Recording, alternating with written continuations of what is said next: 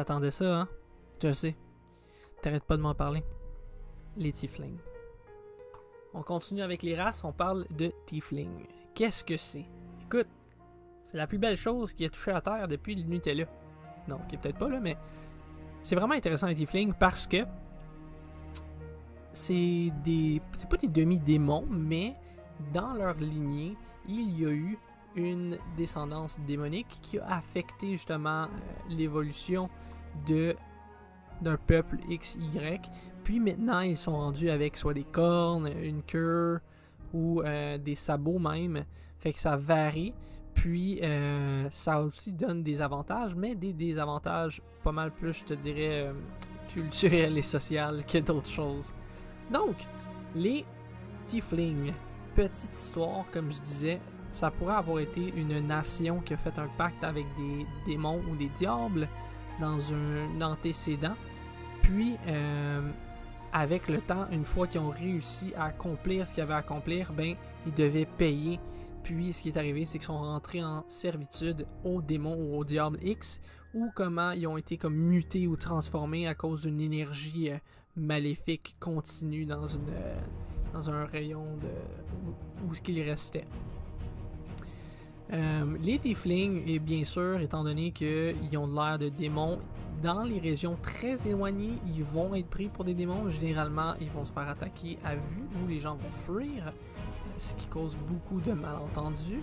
Dans les régions éloignées, mais parce qu'il y a quand même du voyagement régulier, peut-être un peu plus toléré, mais encore une fois, les réactions des gens vont être très très très suspicious, ils vont être très douteux.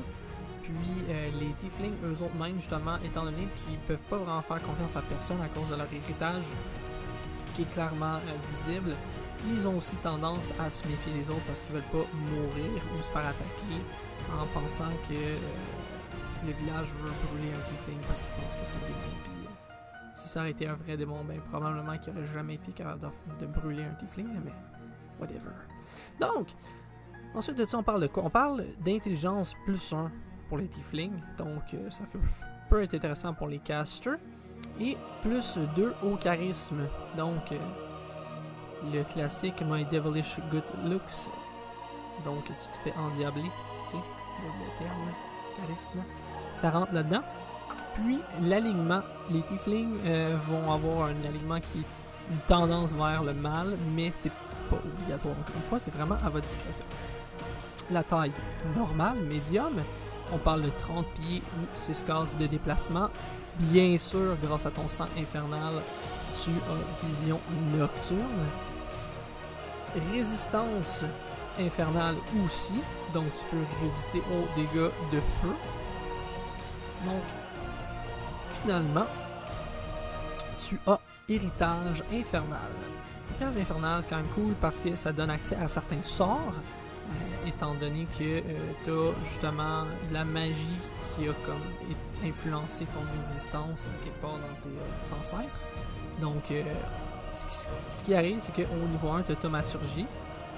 C'est pas grand chose, mais c'est intéressant. Niveau 3, tu en as un deuxième.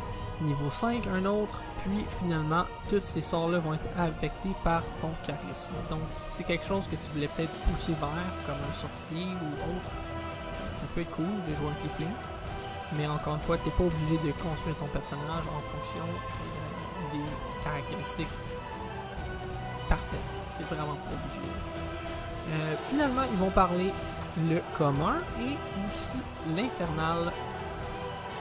Donc, les tieflings vont généralement rester entre eux autres, être élevés parmi les siens parce que, dû à leur héritage, sont très difficiles à...